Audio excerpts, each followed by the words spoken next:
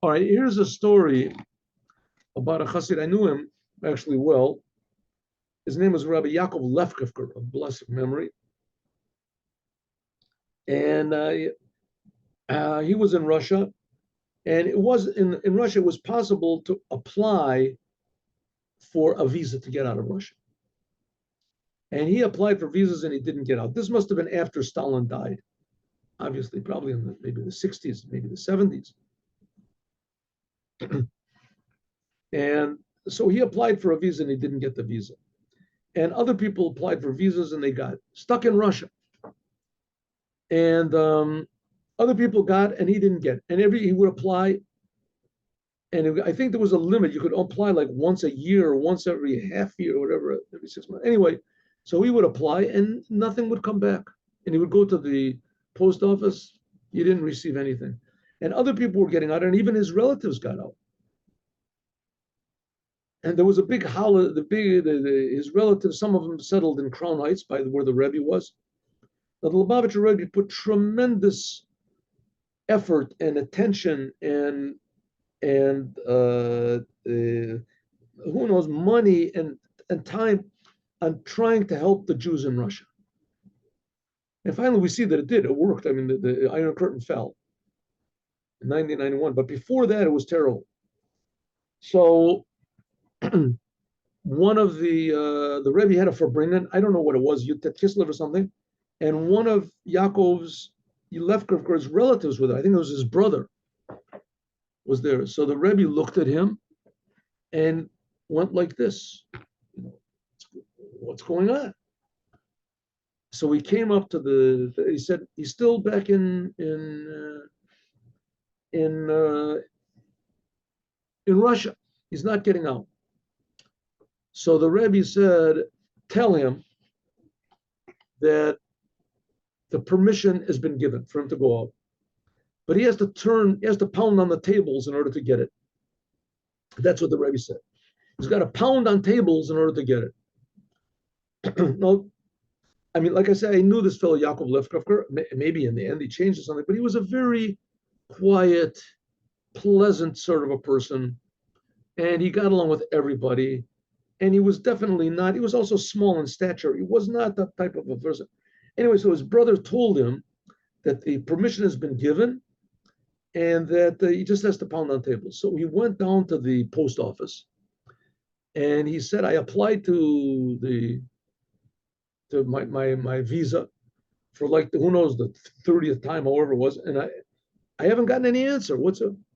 So the person in the post office said, well, if you didn't get any answer, you're not going to get out. And if you didn't get any answer, then you didn't get an answer. She said, I don't understand. The answer is here. I know that it's here. So the person in the office, in the post office, the fact was he was a big anti-Semite. And he said a lot of times before also, because Rabbi Lefkovker used to go there regularly and get turned down. We're talking about Menachem, you came in late. So we're talking about a person called Rabbi Yaakov Lefkovker, that he was in Russia and he applied repeatedly for a visa to get out of Russia and he didn't get it. And his brother did get out of Russia. And the official there in the post office would say to him, the hair is going to grow on my palm before you get out of Russia. You're not going to get out. And he would say something against the Jews, whatever. But yeah, his brother was at a Farbrengen, and the Rebbe said, you should tell him that his permission to get out is already there, but he has to pound on tables. Okay, so somehow or other his brother got the message to him. You could make phone calls also to the Rebbe. Anyway, so he got the message to him, so he goes down to the post office, this Yaakov Lefkovker, and he says, I want my visa to get out. And the person there said, you didn't get the visa, you're not going to get a visa. And I told you 1,000 times there's going to be hair on the palm of my hand before you get that visa. You're not going to get out. You can't see, your God doesn't want you to get out. So he, remember what the Rebbe said, he has to pound on tables. So he was standing in front of the table. It was just a regular table that was there. So he started to scream, I want my visa. I want my visa. He's pounding on the table and he grabbed the table from underneath and he lifted it up and the whole thing scattered all over the place. And people were yelling and screaming. And the postman, the post office that was running the post office was screaming and yelling at him, "I'll beat you up!" All this. The police came in, and what's the problem? He says that he has his visa here, it's not here. So one of the policemen was sort of looking. Everything was strewn all over the place. One of the policemen picked up an envelope and said, "Here, look, it says to Yaakov Lefrefker. There's an end." So that's it. You have to give this to him.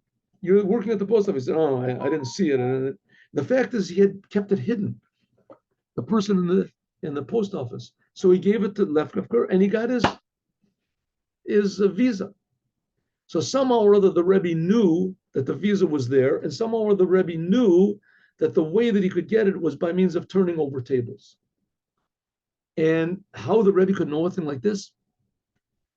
But the Rebbe had obviously prophetic vision, and the Rebbe could see far away, and the Rebbe cared about every Jew.